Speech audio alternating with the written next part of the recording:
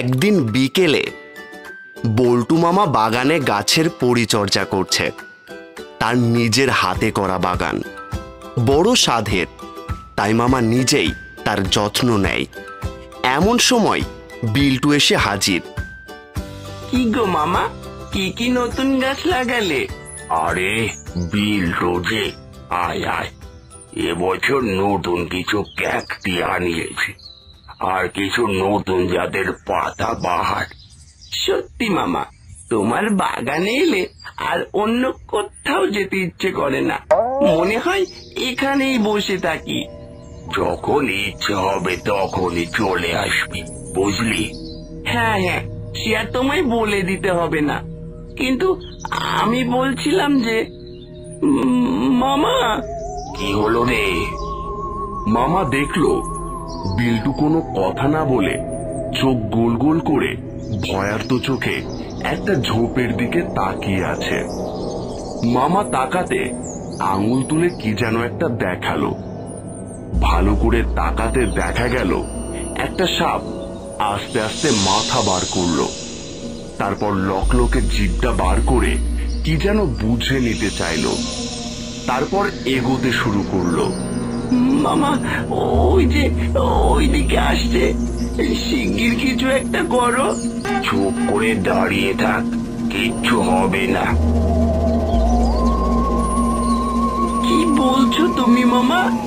ওকে কিছু না করলে ও যে আমাদের কামড়ে দেবে। বলছি না চুপ করে দাঁড়িয়ে থাক, একদম ছটফট করবি না। বিল্টু আর কি করে, দম চেপে দাঁড়িয়ে রইল।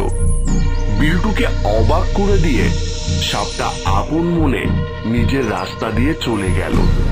বিল্টুদের দিকে দেখলো না পর্যন্ত। মামা, তুমি কি ম্যাজিক জানো?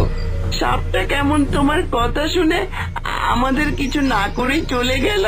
তোর পাগল, ও নিজের কাজে যাচ্ছিল তাই চলে গেল।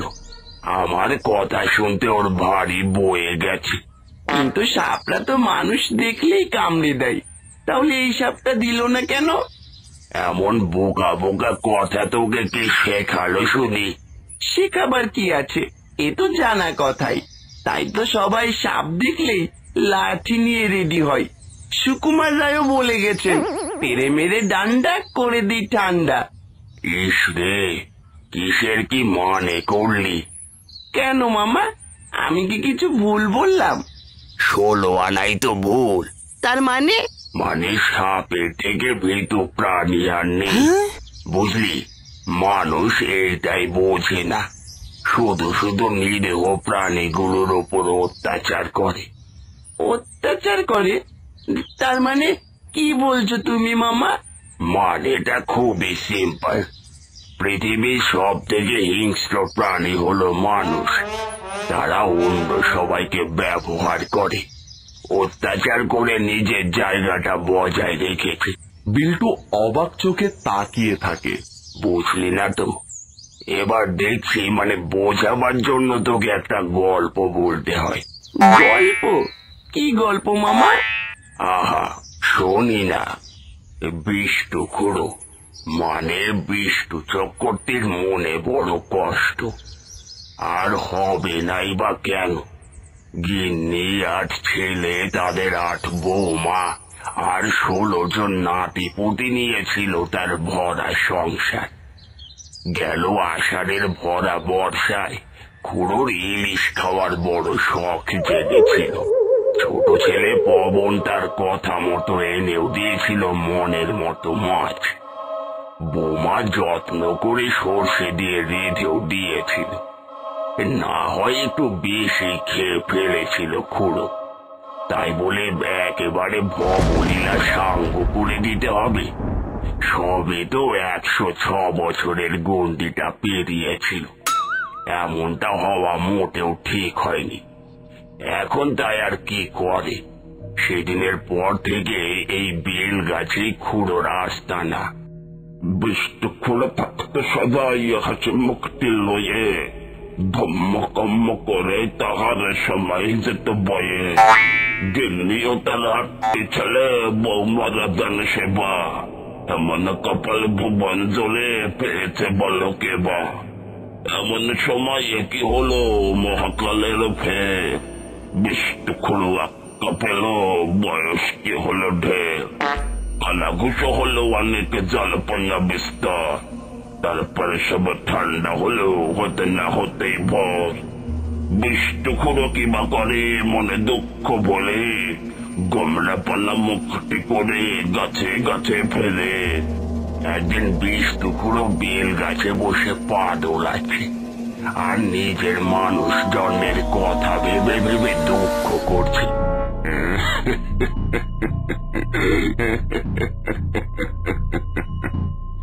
হায় রে আমার অদৃষ্ট, শেষে কিনা গাছে গাছে ঘুরে বেড়াতে হচ্ছে। হায় হায় হায় হায়, এটা কি হলো? কোনদিন কারো ক্ষতি করেনি, আর এসেছে কিনা আমার সাথেই এমন করলে তুমি ভগবান। মোটে তো 106 বছরে পা রেখেছিলাম, মা হয় আরো 20 বছর বেশি আয়ু দিতে পারতে, নাতি পুতি গুলোর বিয়ে অন্তত দেখে যেতাম। না ভগবান, এ তোমার ভারী অন্যায়, এ তুমি আমার সাথে মোটেও ঠিক কাজ করনি। এমন সময় সে দেখতে পেল একটা বছর 7 ছেলে বল খেলতে খেলতে সেই দিকে আসছে। আরে ওটাকে খানিকক্ষণ দেখার পর খুড়ো বুঝতে পারলো এ তার আপন ছোট ছেলে নাড়ু। বাড়ি সব থেকে ছোট হওয়ায় সবার বড় প্রিয় সে। বিষ্ণু খুড়োর বড় ন্যাওটা ছিল ছেলেটা। খুড়ো তাকে দেখে ভারী খুশি হয়ে উঠল, ভাবলো বুঝি তাকে ছেড়ে না থাকতে পেরে নাতি তার সাথে দেখা করতে এসেছে। ও মা, এই যে নাড়ু মানে কমার আমার সাথে দেখা করতে এলে বুঝি? আমি জানি তো আমাকে ছাড়া তুই থাকতেই পারবি না, তোকে কতদিন দেখিনি রে। আয় আয় আয়, কাছে আয় বাবা, কাছে আয়। খুড়ো হাত বাড়িয়ে নাতিকে কাছে ডাকে, কিন্তু নাড়ুটা শুনতে পায় না, আপন মনে বল খেলতে থাকে। কি রে, শুনতে পেলি না? আয় না বাবা আয়, দাদুর যে তোকে ভালো মনে পড়ে। কাছে আয় দাদু ভাই, তোকে আমি লজেন্স কিনে দেব। কি রে বাবা, এত ডাকছি তাও কেন তাকাই না? তবে কি আমার নাতিও আমায় ভুলে গেল? ও দাদু ভাই, শেষে তুইও আমায় ভুলে গেলি? আসলে হয়েছে কি, খুড়ো এখন প্রেত লোকের বাসিন্দা, তাই চাইলেও সে কোনো মানুষের সাথে কথা বলতে পারবে না, এমনকি নিজের প্রিয়জনদের সাথেও নয়। খুড়োর হঠাৎ সে কথা মনে পড়ে যায়।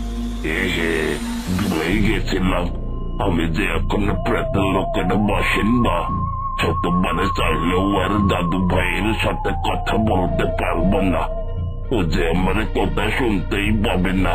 খুড়ো দীর্ঘ নিঃশ্বাস ছাড়ে আর নাতির খেলা দেখতে থাকে। হঠাৎ নাড়ু বল খেলা থামিয়ে একটু থমকে দাঁড়ায়। তারপর বিষ্ণু পুরো কিছু বুঝে উঠবার আগে একটা আর্তনাদ করে ঘাসের ওপর লুটিয়ে পড়ে। খুড়ো আঁতকে ওঠে। এ কি, কে হলো? নাড়ুর এ কি হলো? ও মাটিতে লুটিয়ে পড়লো কেন? সেটি জানার জন্য আমাদের পরবর্তী পর্ব অবশ্যই দেখবেন।